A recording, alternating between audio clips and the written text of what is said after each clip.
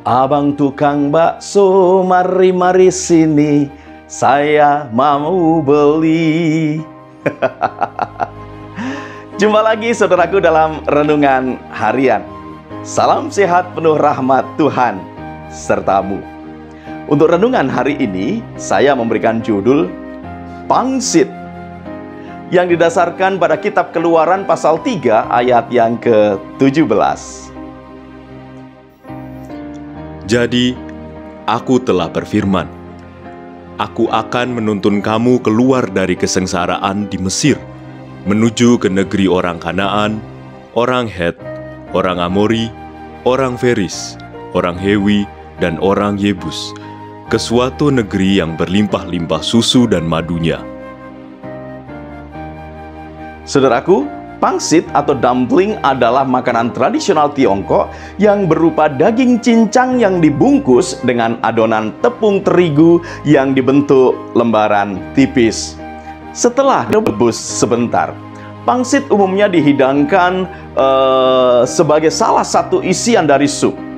Selain direbus, pangsit juga bisa digoreng dengan minyak yang banyak hingga menjadi seperti kerupuk. Hidangan ini mulai populer dikonsumsi oleh masyarakat Tiongkok lebih dari 1.800 tahun yang lalu, yaitu pada zaman dinasti Ming dan Qing di Tiongkok Utara. Pangsit merupakan hidangan khas yang disajikan saat Tahun Baru Imlek. Bagi masyarakat Tiongkok, pangsit merupakan simbol meninggalkan tahun yang berlalu dan menyambut tahun baru. Pangsit dibuat menyerupai batangan perak atau emas yang pada saat itu berbentuk oval atau seperti perahu. Ketika masyarakat Tiongkok menyantap pangsit ini, maka ada harapan bahwa di tahun baru atau di waktu-waktu mendatang, mereka dapat memperoleh kekayaan dan kemakmuran. Saudaraku, hidangan pangsit ini mengingatkan kita kepada janji Tuhan kepada bangsa Israel ketika mereka diperbudak di Mesir. Setelah kurang lebih 400 tahun menjadi budak di Mesir, maka Tuhan bermaksud untuk membebaskan bangsa Israel.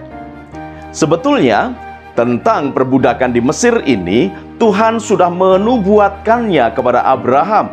Demikian, ketahuilah sungguh-sungguh bahwa keturunanmu akan menjadi pendatang di suatu negeri yang bukan milik mereka, dan mereka akan diperbudak dan dianiaya selama 400 tahun. Tetapi bangsa yang akan memperbudak mereka akan kuhukum. Sesudah itu mereka akan keluar membawa harta benda yang banyak. Demikian Kejadian 15 ayat 13 sampai 14.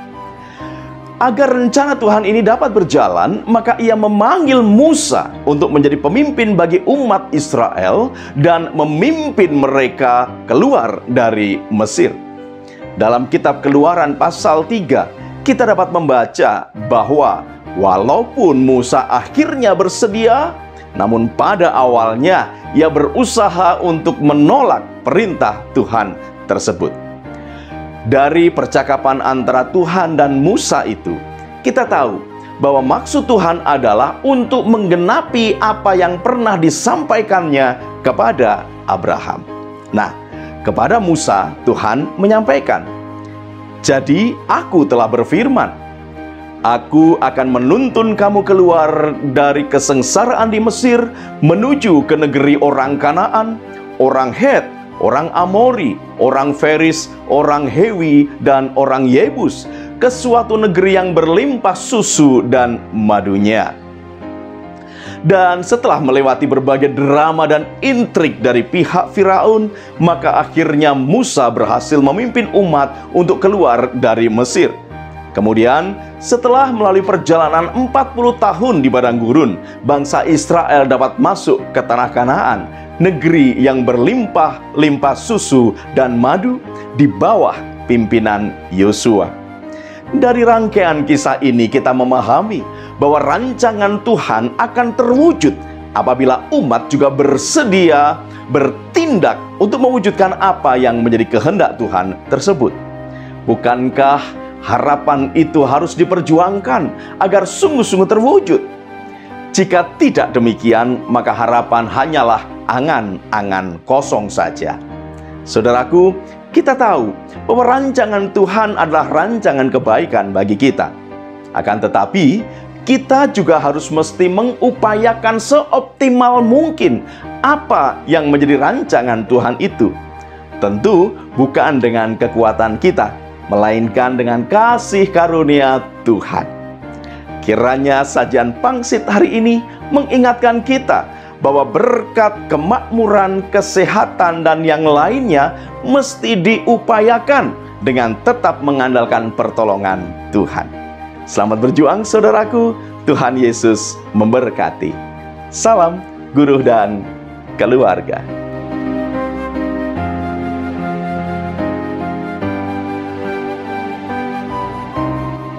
Saudaraku, mari kita berdoa. Ya Tuhan, tolonglah kami untuk dapat mengupayakan dengan sungguh-sungguh apa yang menjadi rancangan Tuhan itu bagi kehidupan kami. Kami percaya bahwa dalam kasih karunia Tuhan, Tuhan akan menopang kami.